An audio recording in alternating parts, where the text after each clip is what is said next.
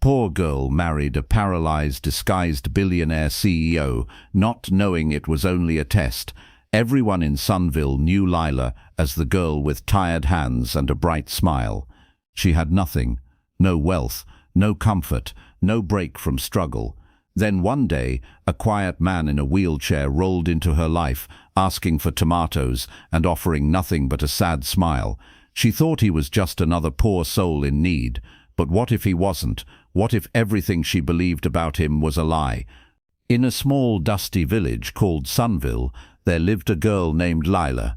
She was 22 years old, with bright eyes and a kind smile. Lila was poor, her family had little money, and they lived in a tiny house with a leaky roof. Her father was sick, and her mother worked hard selling vegetables at the market. Lila helped her mother every day, carrying heavy baskets and smiling at customers, even when her feet hurt. She never complained. She loved her family and wanted to make their lives better. Lila's life was simple but tough. She woke up early to help her mother. She cleaned the house, cooked meals, and took care of her father. At night, she sewed clothes to earn extra money. She dreamed of a better life, but she never let her dreams make her sad. She believed good things would come if she worked hard and stayed kind. One sunny morning, Lila was at the market, arranging tomatoes on her mother's stall. People walked by, chatting and laughing. Lila smiled at everyone, even when they didn't buy anything. Then, a man in a wheelchair rolled up to the stall. He looked about 30 years old. His clothes were plain, and his hair was messy. He had a gentle face, but his eyes looked sad. His name was Ethan. "Hi," Ethan said softly. "Can I have some tomatoes?" Lila nodded and picked the best ones. "These are fresh. Do you want a bag?" Ethan smiled. "Yes, please. You're very kind." Lila blushed. No one ever called her kind at the market. Most people just took their vegetables and left. She handed Ethan the bag, and their fingers touched for a second. Lila felt something warm in her heart, but she didn't know why. Ethan came back to the market the next day, and the day after that. Each time he bought something small, carrots, potatoes, or apples. He always talked to Lila. He asked about her day, her family, and her dreams. Lila liked talking to him. He listened carefully, and his smile made her feel special.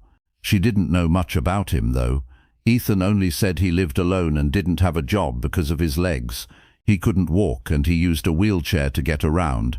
One day, Ethan didn't come to the market. Lila waited all day, but he never showed up. She felt worried. Was he sick? Did something happen? That night she couldn't sleep. She kept thinking about Ethan's kind eyes and soft voice. She realized she cared about him more than she thought. The next day, Ethan was back. Lila's heart jumped when she saw him. "Where were you?" she asked, trying not to sound too worried. "I wasn't feeling well," Ethan said, "but I'm okay now. I missed talking to you." Lila smiled, her cheeks turning pink. "I missed you too." From that day, Ethan and Lila grew closer. They talked for hours at the market. Sometimes Ethan brought her a flower or a small piece of candy. Lila felt happy when she was with him. She didn't care that he was in a wheelchair or that he seemed poor like her. To her, Ethan was kind and funny, and that was enough. One evening, Ethan asked Lila to meet him at the park after the market closed. Lila was nervous but excited. She wore her best dress, which was old but clean. When she arrived, Ethan was waiting under a big tree. The sunset made the sky orange and pink. Ethan looked serious. "Lila," he said, holding her hand, "I like you a lot. You're different from anyone I've ever met. You're kind, strong, and you make me happy. Will you be my girlfriend?" Lila's heart raced. She didn't expect this. She looked into Ethan's eyes and saw he meant every word. "Yes," she said softly, "I like you too." They hugged, and Lila felt like the luckiest girl in the world. She didn't care that Ethan had no money or couldn't walk. She loved him for who he was. Months passed, and their love grew stronger. Ethan was always there for Lila. When her father got sicker, Ethan helped pay for medicine, even though he said it was all the money he had. When Lila was tired, he told her funny stories to make her laugh. Lila's mother liked Ethan too. She said he was a good man with a big heart. One day, Ethan took Lila to the park again. He looked nervous, and his hands shook a little. "Lila," he said, "I want to spend my life with you. I know I'm not rich, and I can't walk, but I love you more than anything. Will you marry me?" Lila's eyes filled with tears. She didn't care about money or anything else. She loved Ethan. "Yes," she said, hugging him tightly, "I'll marry you." The village was excited about their wedding. Lila's mother made a simple dress for her. The neighbors helped decorate the church with flowers. Ethan's friends, who Lila didn't know well, brought food and music. The wedding was small but full of love. Lila walked down the aisle, her heart full of joy. Ethan looked at her like she was the only person in the world. They said their vows, promising to love each other forever. After the wedding, Ethan and Lila moved into a small house near the village. It wasn't fancy, but it was theirs. Lila took care of Ethan, helping him with his wheelchair and making sure he was comfortable. She still worked at the market, but now she came home to Ethan every night. They laughed, cooked together, and dreamed about their future. But Lila didn't know something important. Ethan wasn't who he said he was. His real name was Ethan Carter, and he wasn't poor. He was a billionaire. He owned a big company in the city, with houses, cars, and more money than Lila could imagine. Ethan wasn't paralyzed either. He could walk, but he pretended he couldn't. Why? Because he wanted to find true love. He was tired of people loving him for his money. He wanted someone who loved him for his heart. Years ago, Ethan decided to test people. He disguised himself as a poor, paralyzed man and moved to Sunville. He watched how people treated him. Most ignored him or looked down on him. But Lila was different. She was kind from the first day. She didn't care about his wheelchair or his plain clothes. She loved him for who he was inside. Ethan planned to tell Lila the truth after their wedding. He wanted to make sure she loved him completely before he showed her his real life. But he was nervous. Would Lila be angry when she found out? Would she feel betrayed? Ethan loved Lila so much, and he didn't want to lose her. He decided to wait a little longer before telling her. Lila, meanwhile, was happy. She loved her life with Ethan. She didn't need money or fancy things. She had love, and that was enough. But sometimes she noticed Ethan acting strange. He got phone calls late at night and whispered so she couldn't hear. He sometimes left the house for hours and didn't say where he went. Lila trusted him, but she started to wonder if he was hiding something. One night, Lila woke up and saw Ethan wasn't in bed. She found him outside, talking on the phone. His voice sounded serious. "Everything is ready," he said. "I'll tell her soon." Lila's heart sank. Who was he talking to? What was he hiding? She went back to bed, pretending she didn't hear anything, but her mind was full of questions. The next morning, Ethan was quiet at breakfast. Lila wanted to ask about the phone call, but she didn't. She loved Ethan and didn't want to fight. Instead, she smiled and kissed his cheek. "I love you," she said. "I love you too," Ethan said, but his eyes looked worried. Lila went to the market, but her heart felt heavy. She didn't know what Ethan was hiding, but she hoped it wasn't something bad. She prayed their love was strong enough to face anything. As Lila worked, Ethan sat at home, thinking. He knew he had to tell Lila the truth soon. He couldn't keep his secret forever, but he was scared. He loved Lila more than anything, and he didn't want to hurt her. He decided to plan something special to show her his real life. He wanted her to know he trusted her with everything. That night, Ethan held Lila's hand. "Lila," he said, "I have a surprise for you tomorrow. Will you come with me?" Lila smiled, even though she felt nervous. "Of course," she said, "I'll go anywhere with you." Ethan hugged her, but his heart was racing. Tomorrow he would tell her everything. He hoped their love was strong enough to survive the truth. The next morning, Lila woke up early. She felt nervous but excited about Ethan's surprise.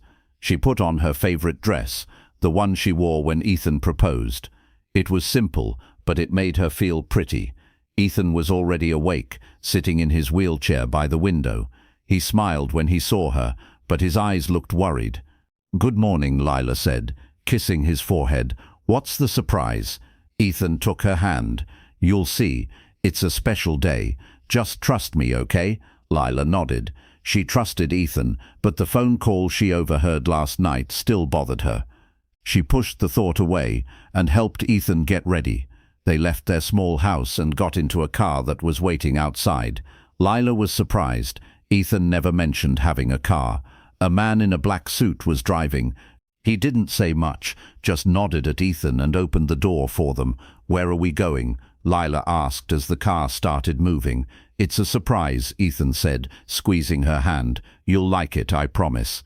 The car drove out of Sunville, away from the dusty roads and small houses. Lila watched the scenery change. The fields turned into tall buildings and busy streets. They were heading to the city, a place Lila had only visited once as a child. She felt a mix of excitement and nervousness. Ethan held her hand the whole time, but he was quiet, like he was thinking hard. After a long drive, the car stopped in front of a huge building. It was tall, with glass windows that sparkled in the sunlight. Lila had never seen anything like it. People in fancy clothes walked in and out, carrying briefcases and talking on phones. Lila felt out of place in her simple dress.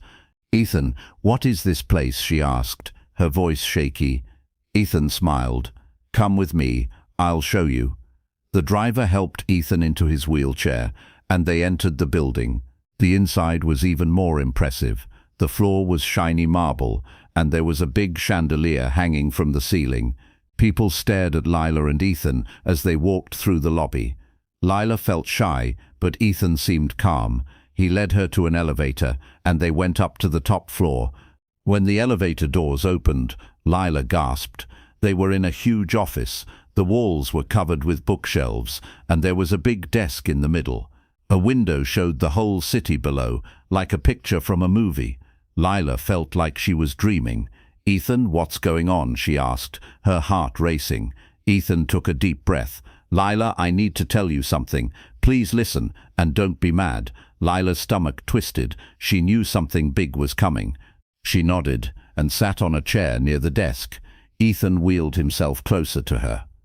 "Lila," he started, "I haven't been honest with you. My name is Ethan Carter. I'm not poor and I'm not paralyzed. I'm a billionaire. I own this building and a big company. I can walk, but I've been pretending I can't." Lila's eyes widened. She felt like the room was spinning. "What? Why would you lie to me?" Ethan looked down, ashamed. "I wanted to find someone who loved me for me, not for my money. People always treated me differently because I'm rich. They wanted my money, not my heart. So I decided to test people. I moved to Sunville, pretended to be poor and paralyzed, and watched how people acted. You were different, Lila. You were kind to me from the first day. You didn't care about my wheelchair or my old clothes. You loved me for who I was." Lila's mind was racing. She felt hurt, confused, and angry all at once. So our love was a test. Was any of it real? Her voice cracked and tears filled her eyes. Ethan reached for her hand, but she pulled away.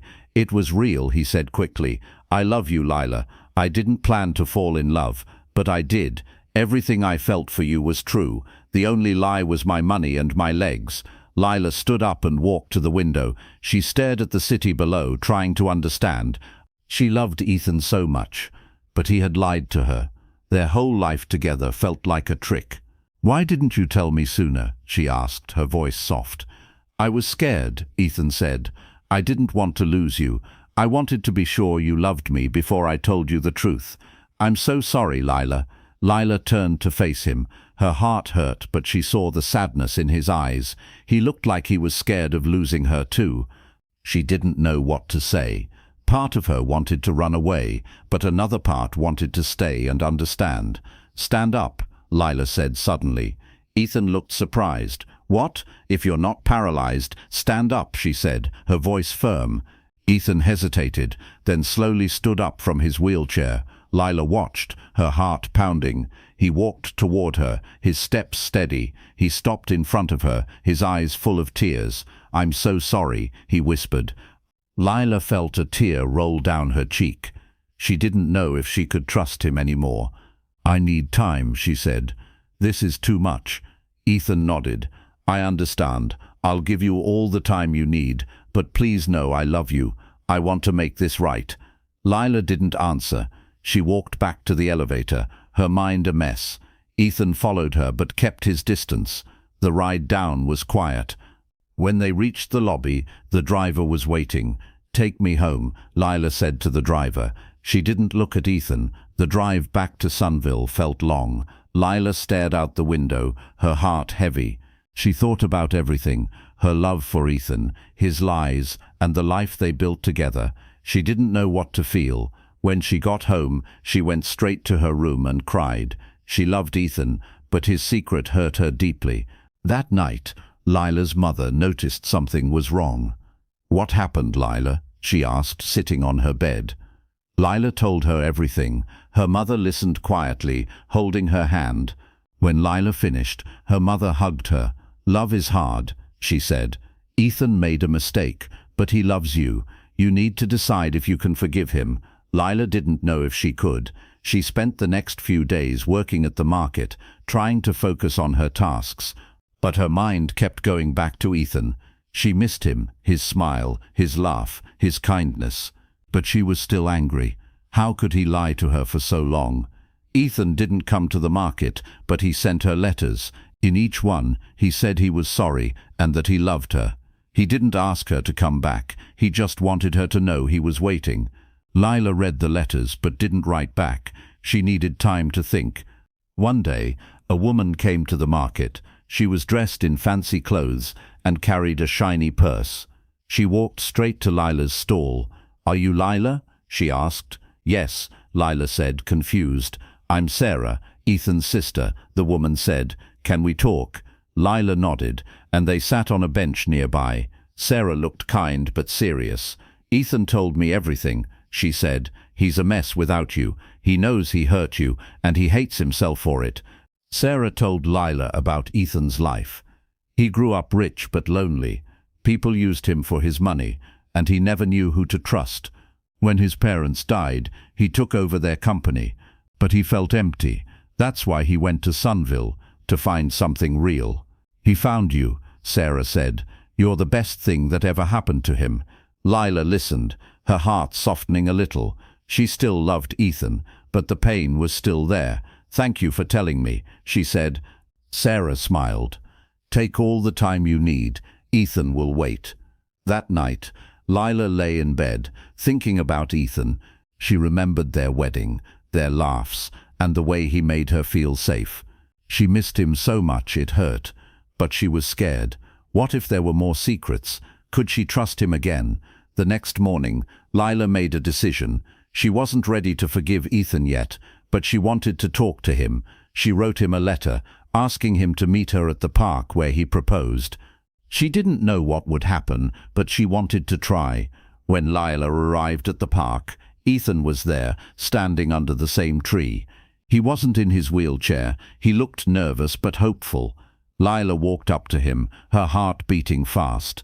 "I'm still hurt," she said, "but I miss you. I want to understand. Can we talk?" Ethan's face lit up. "Yes," he said. "I'll tell you everything. No more secrets." They sat on a bench and talked for hours. Ethan told Lila about his life, his fears, and why he lied. He promised to be honest from now on. Lila listened, and for the first time in days, she felt a spark of hope. Maybe their love could survive this. Lila sat on the park bench next to Ethan, her heart still heavy but open to listening.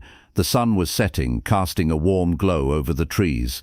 Ethan looked at her with hopeful eyes, but he stayed quiet, waiting for her to speak first. Lila took a deep breath. She wanted to understand him, but the hurt from his lies still stung. "Ethan," she started, her voice soft, "I want to believe you. I love you, but you lied to me for so long. How do I know there aren't more secrets?" Ethan nodded, his face serious. "I understand why you feel that way. I was wrong to hide the truth. I promise, Lila, there are no more secrets. I'll tell you everything about my life. Ask me anything, and I'll be honest." Lila looked into his eyes. She saw sincerity, but she needed more than words. "Tell me about your life," she said. "Not just the money. Who are you really?" Ethan took a deep breath and started talking. He told Lila about his childhood. He grew up in a big mansion, but it felt empty. His parents were always busy with their company, Carter Industries. They gave him toys and clothes, but they didn't have much time for him. When he was 15, his parents died in a car accident. Ethan was left with a huge fortune and a company to run. He was only a teenager, but he had to grow up fast. "People treated me differently because of my money," Ethan said. "Friends, girlfriends, even family, they all wanted something from me. I never knew who was real. That's why I went to Sunville. I wanted to start over, to find someone who saw me, not my bank account." Lila listened quietly. She felt sad for Ethan. She imagined a lonely boy in a big house, wanting love but not knowing who to trust. "I get why you did it," she said, "but why didn't you tell me after we fell in love? Why wait until now?" Ethan looked down, ashamed. "I was scared. I fell in love with you so fast, Lila. You were so kind, so real. I didn't want to ruin it. I thought if I told you, you might leave, or worse, you might stay for the money, not for me." Lila's heart softened, but she was still hurt. "I wouldn't have cared about your money," she said. "I loved you when I thought you were poor. I loved you when I thought you couldn't walk. Why didn't you trust me?" Ethan's eyes filled with tears. "I should have. I know that now. I was wrong, and I hurt you. I'll do anything to make it right." Lila didn't know what to say. She loved Ethan, but trust was hard to rebuild. She stood up and walked a few steps away, needing space to think. Ethan stayed on the bench, watching her with worry. After a few minutes, Lila turned back to him. "I need time," she said. "I want to forgive you, but I'm not ready yet. Can we take it slow?" Ethan nodded quickly. "Of course, I'll wait as long as you need. I just want you to be happy." Lila gave him a small smile. "Let's go home," she said, "but we're not moving to the city. I want to stay in Sunville for now." Ethan agreed, and they went back to their small house. Over the next few weeks, they tried to rebuild their life together. Ethan didn't use his wheelchair anymore, which felt strange to Lila. She was used to helping him, but now he walked beside her. He was careful not to push her too fast. He didn't talk about his money or his company unless she asked. Instead, he focused on small things, cooking dinner, fixing the leaky roof, and helping at the market. Lila's mother noticed the change. One night she sat with Lila after Ethan went to bed. "He's trying hard," her mother said. "I see how much he loves you. What do you feel in your heart?" Lila sighed. "I love him, Mama, but I'm scared. What if he lies again? What if his world, the money, the city, changes us?" Her mother hugged her.